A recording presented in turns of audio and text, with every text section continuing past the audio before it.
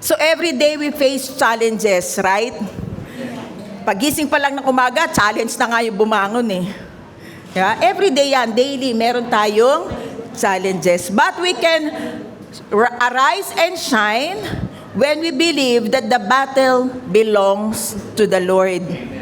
Pag pinaniniwalaan natin na ang lahat ay kay Kristo, mafe-face natin yung mga challenges na yan. So ngayon, ang ating title ng message ay Facing the Giants. The battle belongs to the Lord. So ito po ay part 1, no, introduce ko pa lang po sa inyo. Ngayon, bakit giants? Ano ba representation ng giants? Pag-aaralan po natin yan ngayon. Bago yan, bakit may giants? Totoo ba na nag-exist ang mga giants? Nasa Bible ba yan? Basahin natin. The origin and the first mention of giants or Nephilim. Sa Bible, may mababasa kang giants. Totoong may higante. Ang tawag sa kanila ay Nephilims. Basahin natin. Genesis chapter 6 verse 4. The Nephilim were on the earth in those days and also afterward, when the sons of God went to the daughters of humans and had children by them. They were the heroes of old men of renown. Meron ka rin mababasa tayo sa Numbers chapter 13 verse 33 at sa Deuteronomy chapter 3 verse 11. Mga giants yun. No? Noon nakala ko, talaga ba? Totoo bang may giant? Totoo. Kasi ito yung mga fallen angels na nakipag-union sa tao. Nakipagtalik. Mga fallen angels na nakipagtalik sa tao. At ang naging bunga ay mga giants. Ito'y matataas, malalakas, malalaki. Dahil fallen angels, may mga masasamang pag-uugali. Nakaka-intimidate sila. Nagkakaroon ng takot ngayon yung tao sa kanila kasi ang taas eh. 6'3 nga, 6'5, medyo nakatingala ka na. Sila mga 9-footer, 11, 12, kaganyan na siguro tayo sa sobrang taas. Di sa sobrang taas na yan, siyempre, matatakot ka, di ba? Pwede ka nilang tapakan, di ba? Pwede ka nilang durugin, isang suntok lang siguro yan, lumipad na tayo. So, ganun nakakatakot sa kanila yung mga giants. Ito ay sumibol dahil nga sa pakikipagtalik na, bakit kaya? Bakit kaya? Merong dahilan, bakit nakipagtalik yung fallen angel sa mga tao?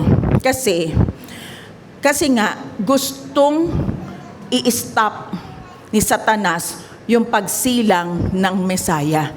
So, gusto ni Satanas na yung DNA natin, yung DNA ng tao ay makontaminate para hindi maisilang si Jesus. So, takot yung si Satanas na maisilang ang Mesaya. Kaya ganun ang ginawa niya. Lahat ng fallen angels, sige, ang gaganda ng mga babae, sige. Kaya lumabas ang mga giants.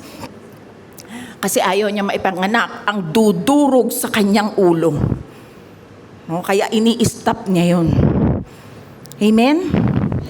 So meron kayong natutunan ngayon. No? Ang mga giants. Kaya alam niyo po ba, yung iba sabi, bakit ganun ang Diyos?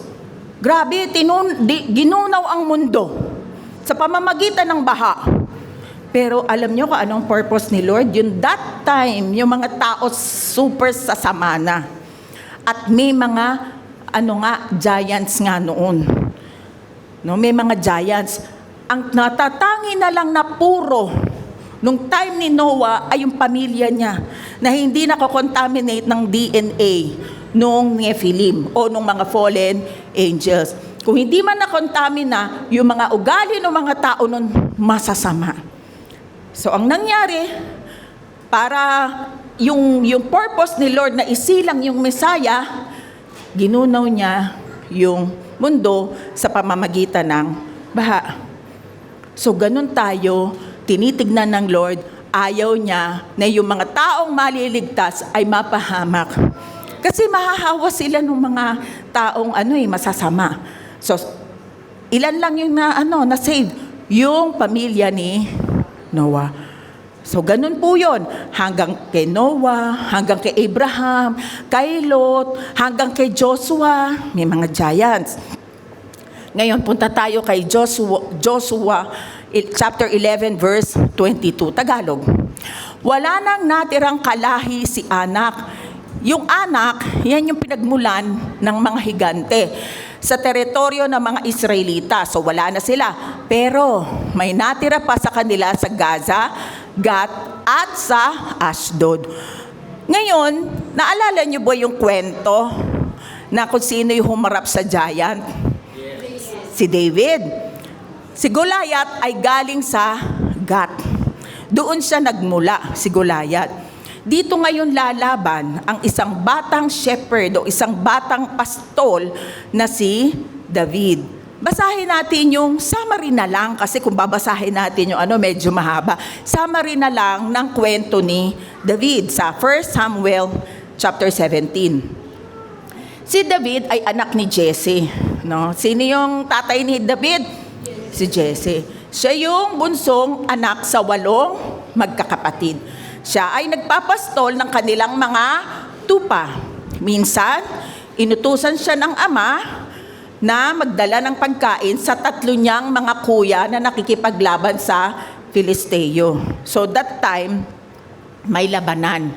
Nakikipaglaban ang mga Israelita sa mga Filisteo. At yung 3 niyang kuya, sundalo doon sa Filisteo na. At yung Filisteo na yun, nandoon din si Goliath. Nasaksihan niya si Goliath. Si Goliath, pumunta ngayon si David sa lambak ng Ela, sa Valley of Elah. No? Nandoon ngayon si Goliath.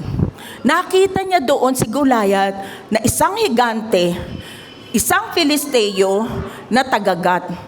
40 days na naghahamon ng laban sa Israelita at Juda. Hoy, lumabas dyan! Ang gustong lumaban sa akin! Ganon, ang yabang, higante. Alam niya, meron siyang ipagyayabang. Siyempre, nanginginig naman yung mga Israelita. Hindi ko kaya labanan yan. Higante yan eh. Isang pitik lang ako niyan, lilipad na ako eh. Takot ang mga Israelita.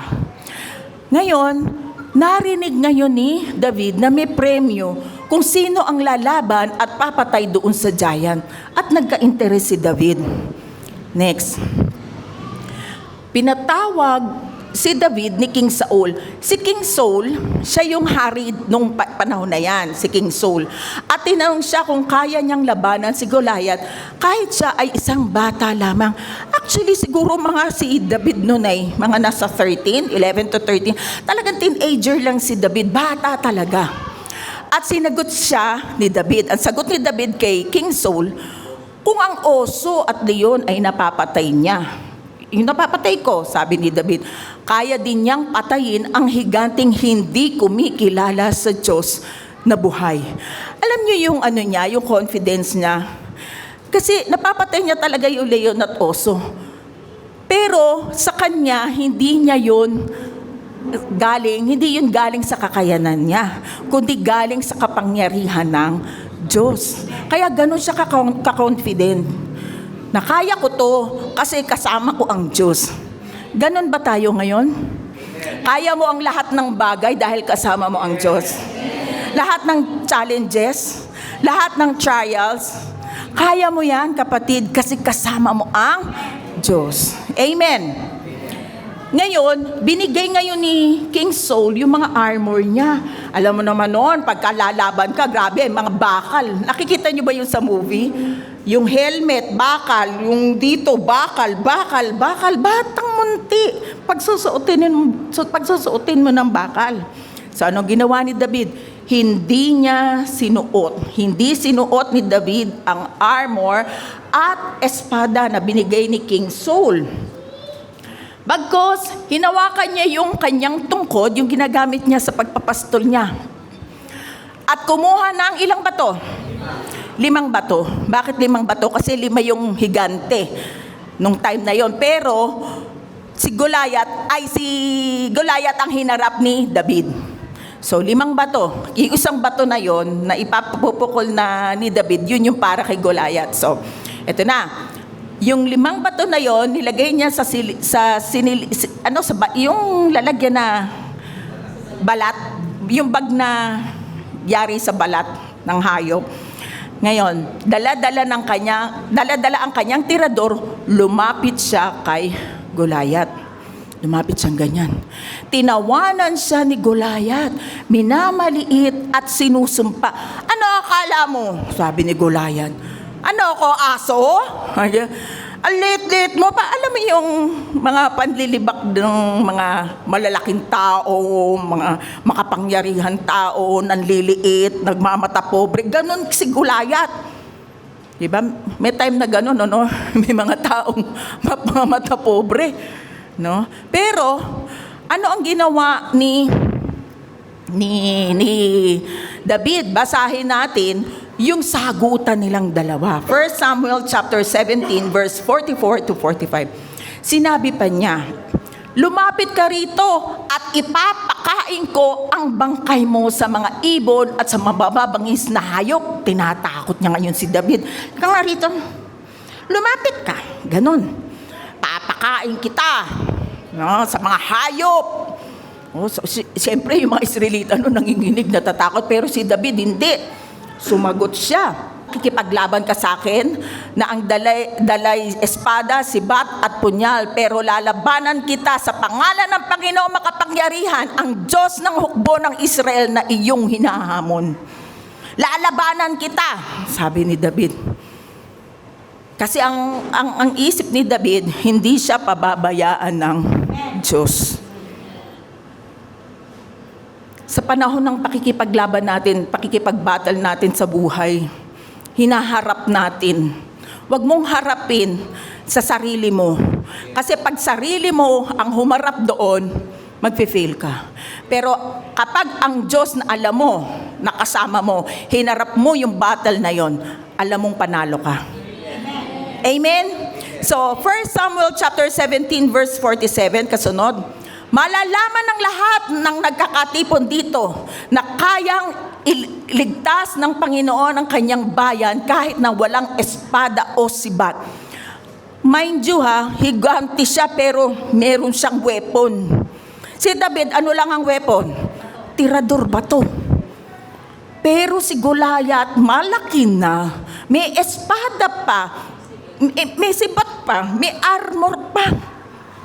Pero si David, tanging bato lang at tirador ang hawak. Ito ang kanyang diniklara.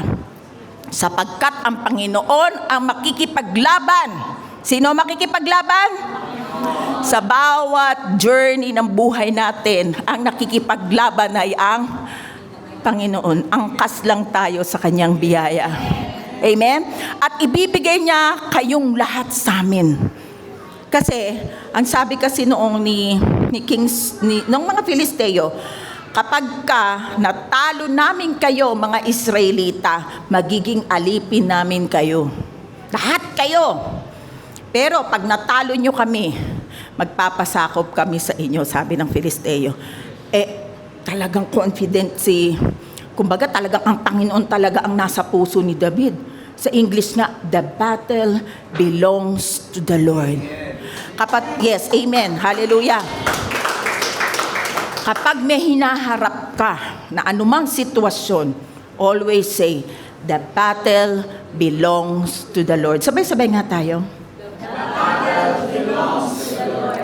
Typically, o usually, sinasabi ng iba, dapat para tayong si David. Talagang haharapin natin ang higante ng buhay.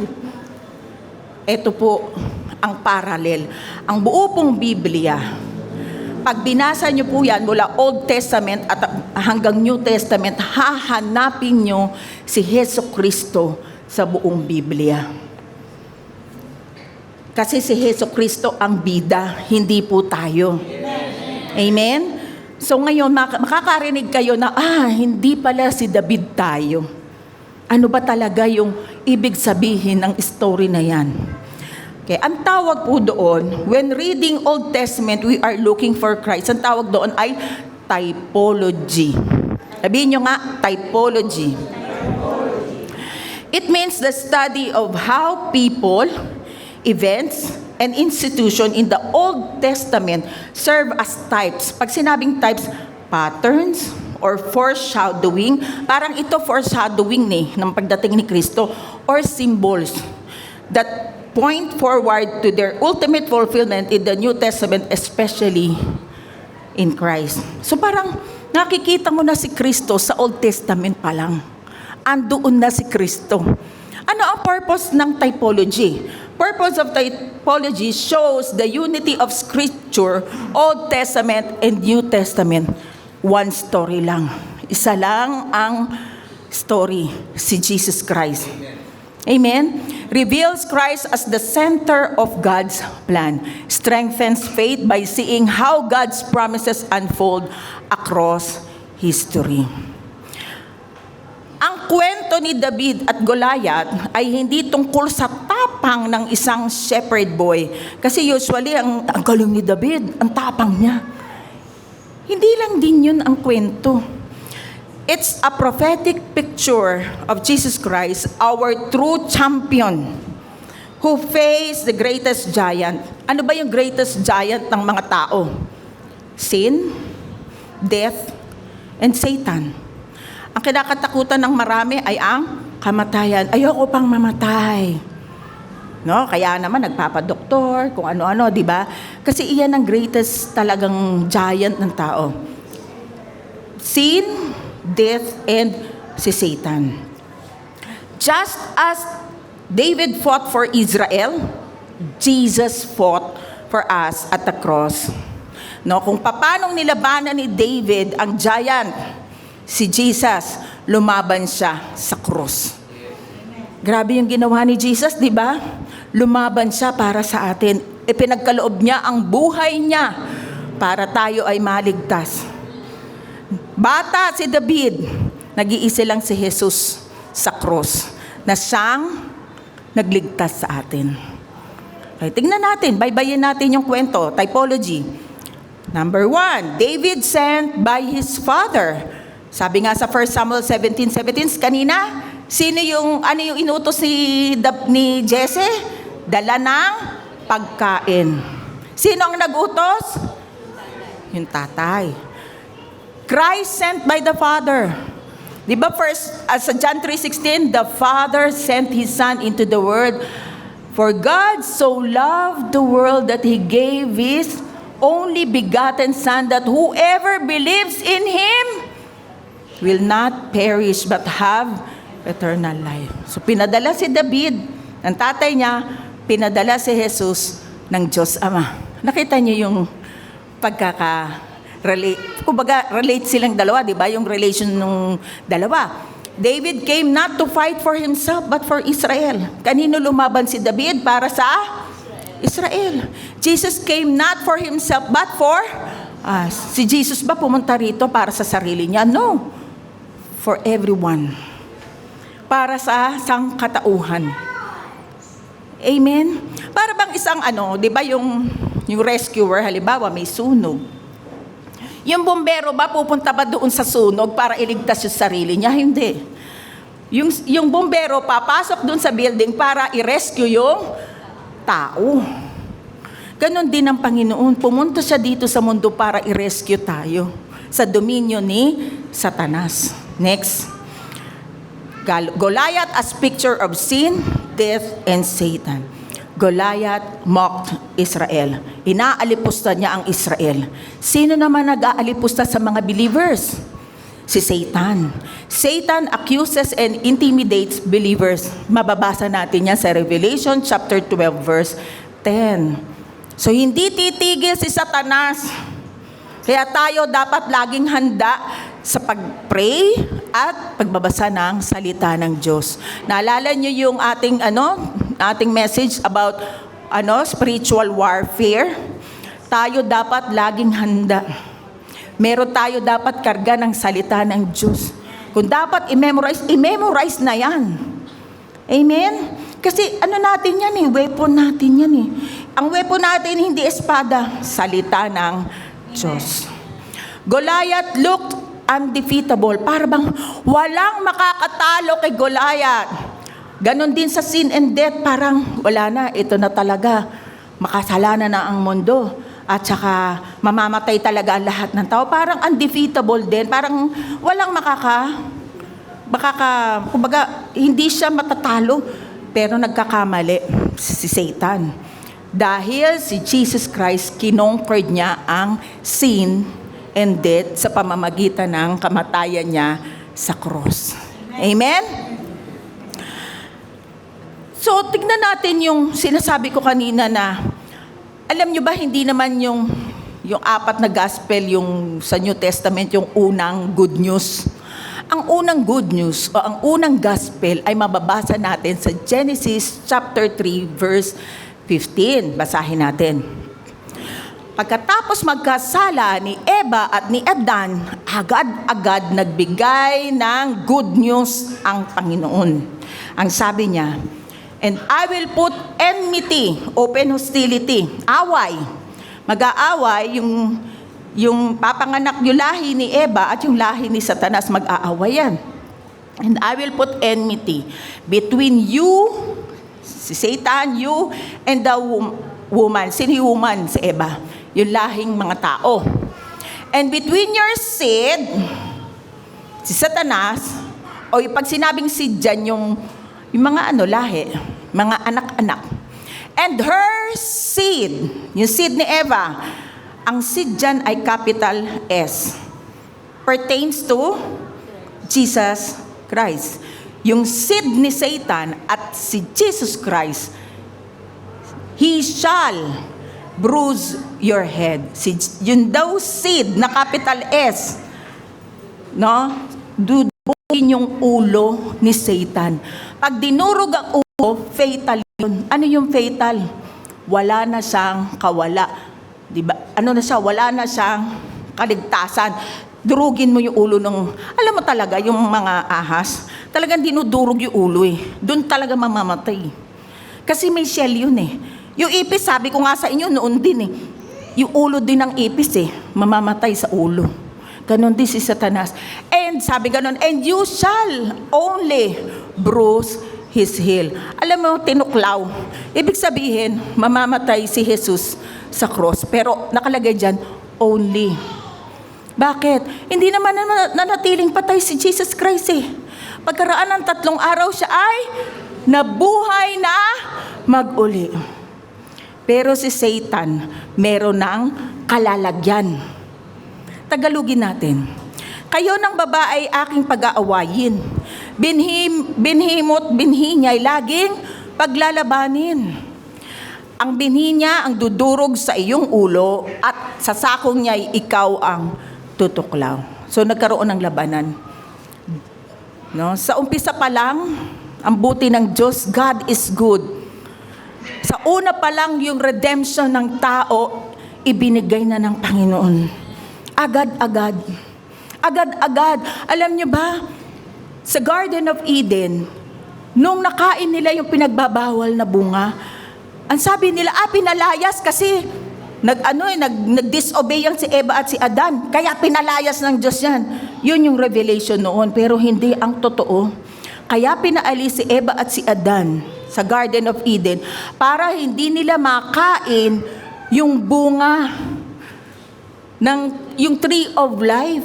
Kasi pag nakain ni Eva at ni Adan yung tree of life, forever na silang nasa kasalanan. Forever na silang nasa sin and death. Ngayon, para hindi sila magkaroon ng forever na kamatayan, inalis sila doon ng Diyos at pinabantayan sa mga anghel yung Garden of Eden. Diba ang buti ng Diyos? Amen? Sino yung tree of life na yun ngayon sa New Testament? Si Jesus Christ. Siya ang buhay. Sabi nga sa John 14:6, "I am the way, the truth, and the life. No one comes to the Father except through me." Through Jesus Christ. Siya ngayon yung bunga. Siya yung tree of life na kailangan nating kainin. Metaphor yun. Paano mong kakainin? Tatanggapin mo, paniniwalaan mo yung ginawa niya sa krus ng Kalbaryo. Na kung sino man ang naniwala sa Kanya, bibigyan niya ng karapatang maging anak niya. At sa Kanyang muling pagbabalik, ang huli niyang i-conquer ay yung kamatayan natin ng katawan na ito. Itong katawan na ito, hindi papasok yan sa langit. Pag lumipad ka, sasabog yan. Kaya nga ang mga sa spaceship, di ba, naglalagay pa sila ng spacesuit? Kasi pag nilabas mo itong katawan na to, sasabog sa space. Pero po sa pagbabalik ng Panginoon, itong katawan na ito babaguhin. Gagawing glorified body. At yung body na ipapalit na yon, pang heaven na. Pang heaven, pang earth. Kung saan mo gustong pumunta, ngayon, sasabihin mo, gusto ko pumunta kay Father God sumamba. Isipin mo lang yon, nandoon ka na. Pag nandoon, gusto kong bumisita sa earth, isipin mo lang yon, nasa earth ka na. At simple lang yon, natutuwa na tayo. Pero sabi sa Bible, hindi nyo pa alam kung ano yung mga plano kong magaganda na higit pa sa iniisip mo. Bakit? Kasi pag nilagay ni Lord lahat yan, baka hindi na lalo tayong maniwala sa sobrang ganda ng Kanyang biyaya. Amen? Ngayon, sabi nga dito sa Colossians chapter 2 verse 15, having disarmed principalities and powers, He made a public spectacle of them, triumphing over them in it. So yung triumphing sa Greek ay triambio. Sabihin nyo triambio. Means publicly exalting the victor who leads a victory procession and putting the conquered on display. No? May exhibition. Paano yan? Spiritually, no? Nung nabuhay na muli ang Panginoong Hesukristo, si Satan, siguro hindi na natin nakikita, spiritual yun eh. Kasi ang Diyos ay espiritu. Kaya nga sinasamba natin siya sa espiritu at katotohanan. Si Satan, spirit din yan. Mga demons, spirit din yan. No? Nung namatay si Jesus at muling nabuhay, yang si Satan na yan, ano na yan eh, kumbaga parang, alam niyo yung prosesyon, no? Kumbaga parang publicly, sila ay, eto, talunan na yan. Usually noon, naituro ko na rin ito, pero i-review ko lang sa inyo. Noon, yung kultura ng mga Romans noon, pag may natalo silang king, o may natalo silang commander, puputulin ito, yung thumb nito, tsaka puputulin din yung sa hilalaki ng paa. Bakit? Para hindi na sila makalaban. Pagputol, tatalian yung kamay nila at may horse. No, nandoon yung nanalong, yung victor nanalo. Ngayon, dumalakad ngayon yung natalong king. At minamak ngayon ng mga tao. Ganon ang nangyari spiritually kay Satan. Talunan na siya. Wala na siyang kapangyarihan sa atin. Amen? Nagkakaroon lang siya ng kapangyarihan pag inalaw mo. Inaalaw mo? Do not allow Satan na pumasok sa'yo. Di ba kahit nga daw foothold, wag mo daw papasukin si Satan sa'yo. Amen? Be on guard always. Amen? So, ang giant nagre-represent yan ng shame, insults, intimidation, fear, and obstacle that seem unbeatable. Para bang di ko kaya. Lord, parang ganito. Yung giant ngayon sa New Testament, sa atin, sa mga believers, yung implication nito. Lord, hindi ko kaya tong problema na to. Ayoko na. Yung mga hindi nakakapakinig, na pinanalo na tayo ni Kristo, ano ang nangyayari sa kanila? Nagkakaroon ng depression. Yung iba, alam mo na, inuunahan nila ang Diyos o inuunahan nila yung kanilang edad. Nauuna na sila ron. Ina-unlive nila ang kanilang sarili. Diba? Kasi hindi nila alam na si Kristo ay nanalo na para sa atin. Amen? So today, ano ang mga giants natin? Fear of failure. Marami sa atin, ayaw na papahiya. Pero minsan pagka meron kang hindi na-accomplish, okay lang, Lord, thank you, next time ma-accomplish ko to. Amen? Financial struggles, broken relationships, spiritual battle, temptation, doubt, discouragement. Yan yung mga giants natin ngayon sa panahon natin. Hindi na tayo dapat panghinaan ng loob. Hindi na tayo dapat matakot. Dahil pinanalo na tayo ni Kristo. Amen? Kailangan lang magtiwala tayo sa Kanya. Dadaan tayo sa trials, oo. May mga trials kasi nasa fallen world tayo. Pero hindi tayo magbababad sa trials na 'yan. Amen. Nakaabot ang kamay ng Panginoong Hesus.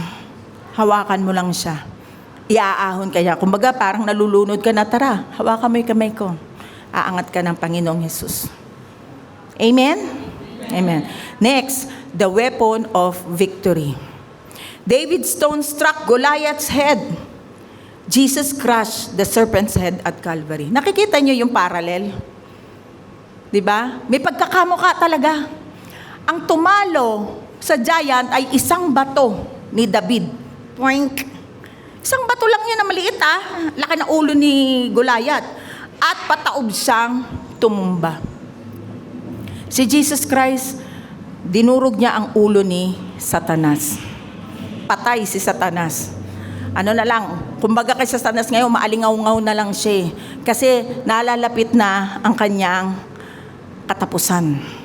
David used a sling and stone. Jesus used the cross. So yan yung mga parallel. Ang victory ay nakay Kristo.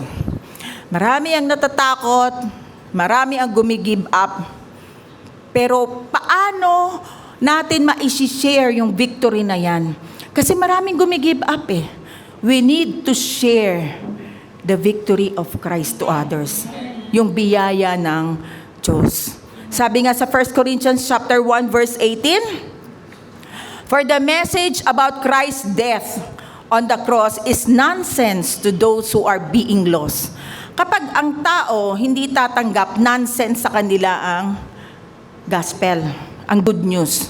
But for us, tayo, sa atin, kaya kayo nandyan, who are being saved, ano ang power? It is God's power. So ang message na ito, ang mensahe ng cross, ang mensahe ng biyaya, nagiging kapangyarihan sa atin. Kaya ano man ang darating sa atin, alam natin na meron tayong kapangyarihan. At hindi yun kapangyarihan na galing sa atin, hindi kapangyarihan na galing sa Diyos. Ang power ng Lord ay sumasa atin through the Holy Spirit. Lahat ng born again na naniwala sa Panginoon, na nampalataya sa Panginoon, yung Holy Spirit pumasok niya sa born again spirit niya. Kaya gaano kalakas ang Holy Spirit? Sobrang lakas. Kasi ang Holy Spirit na nagpabangon sa Panginoong Jesus ay siyang Spirit na nasa loob natin. Kaya napakalakas nito. We have to exercise our authority. Amen? Inagaw ni Satanas ang authority natin. Sa Garden of Eden, ibinalik ni Jesus ang authority natin. Kaya nga sabi sa di ba, we trample on snakes and scorpions and to overcome all the power of the enemy. I have given you all the power to trample on snakes and scorpions and to overcome all the power of the enemy. Kaya mo labanan ng temptation. Kaya mong yung self-control, galing nga yan sa Holy Spirit. In abundance, lahat ng bunga ng banal na Espiritu, i-express mo. You have the authority. Amen.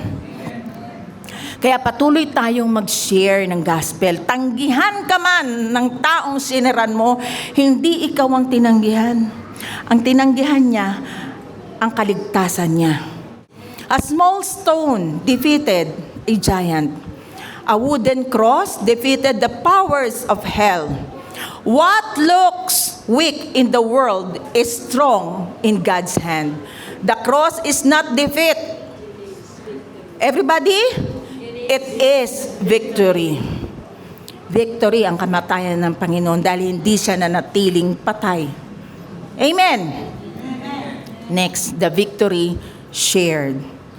David's victory became Israel's victory. Jesus' victory becomes ours. Yung victory ni Lord Jesus Christ, naging victory natin. Romans 8, verse 37, sabi, in all these things, sa lahat ng ginawa ng Panginoon, we are more than conquerors through Him who loved us. Ang mga conquerors, nanalo. And that's, yung kasama ng pagkapanalo nila, yung spoils of wars. Yung mga halimbawa, nakipaglaban yung Roman soldier, tapos may mga ano dyan, espada, baril, o kung ano man, kukunin lahat siya ng conqueror. Sa kanya yun. Panalo na siya, kanya pa yung spoils of war. Pero ang sabi sa Bible, we are more than conquerors. Napakaganda nito kasi hindi tayo ang nakipaglaban. Ang nakipaglaban, si Jesus. Pero ang premyo ng pakikipaglaban niya, sino ang kumuha? Tayo. Amen? Si Jesus ang lumaban, siya ang nanalo, pero tayo ang tumanggap ng mga benefits. Ang galing ng Panginoon. Amen? Receive by faith what Jesus already won for you. Ano ba yung mga napanalunan? Ano ba yung mga benefits? Number 1, forgiveness. Hindi lang tayo pinatawad ng Diyos, kundi nagkaroon tayo ng kalayaan. Malaya na tayo. Malaya na ako. Di ba? Nagkaroon tayo ng kapayapaan. Di ba? Hindi na, kumbaga, nabalik na yung relasyon natin sa Diyos. Nagkaroon tayo ng kagalingan. Healing spiritually, healing physically.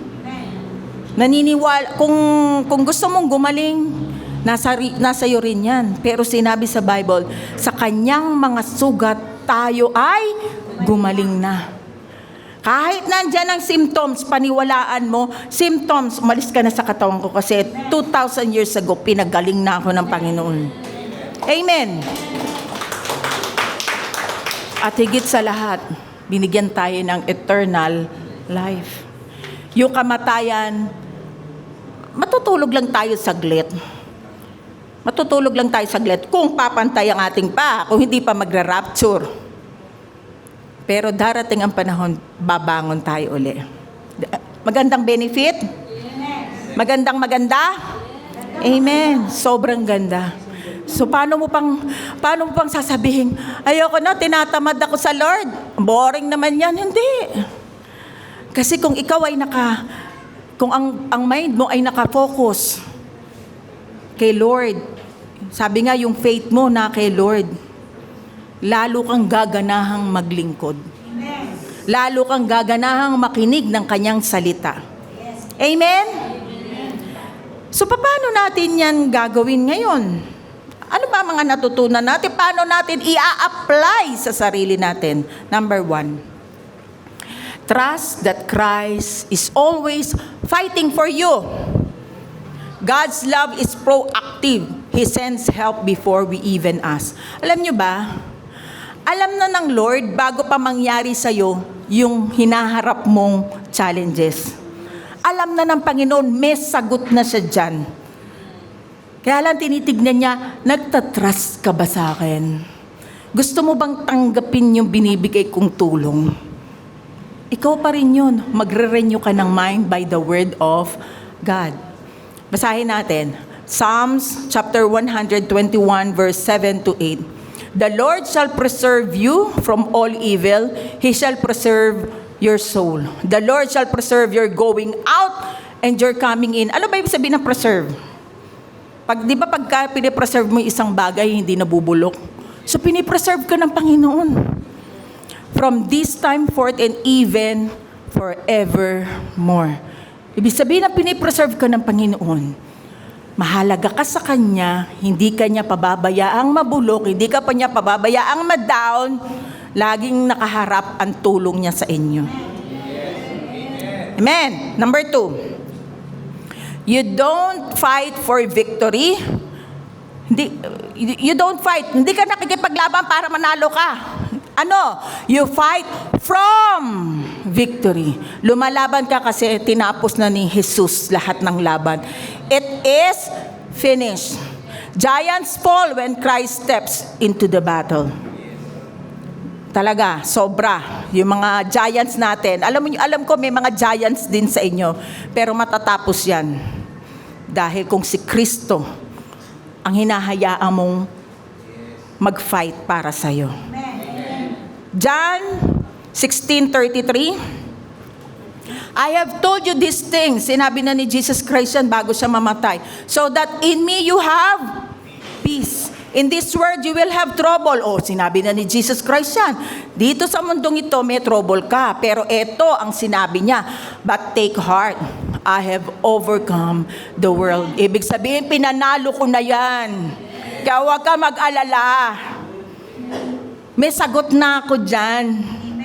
No, mag-trust ka lang sa Panginoon.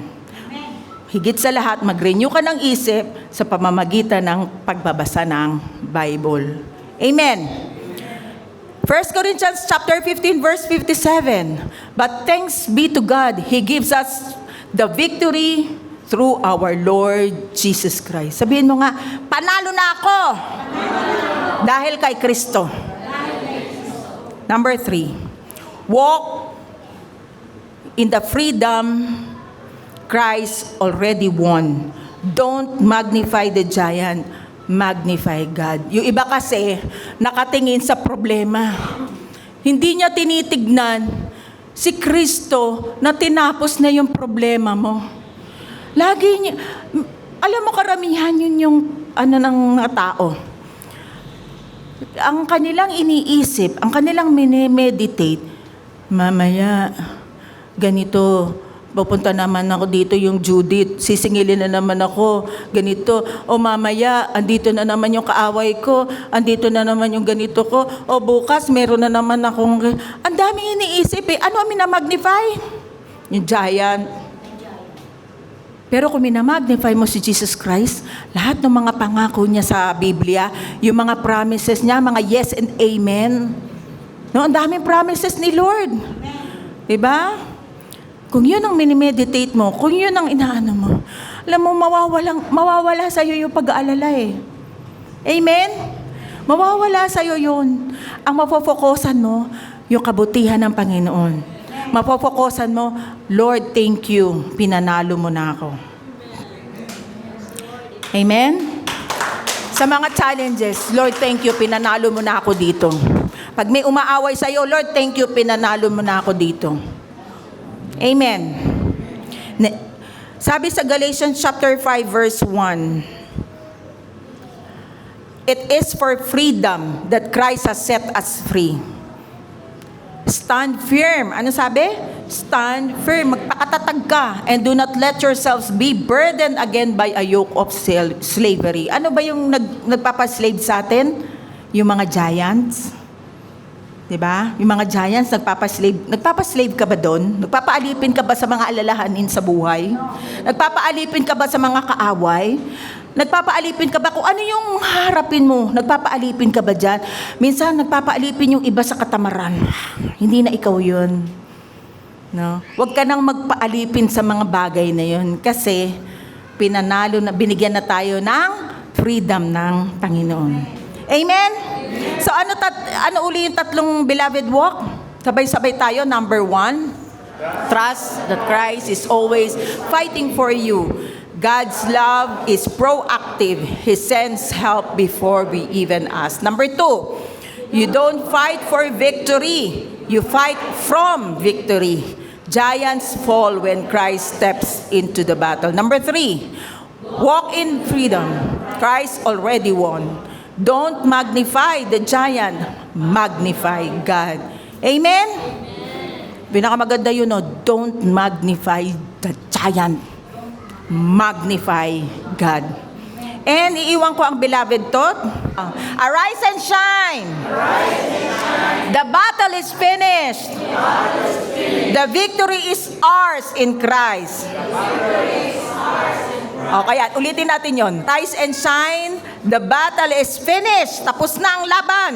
The victory is ours in Christ. Tayo na ang panalo dahil kay Kristo. Amen. Yumuko po tayo.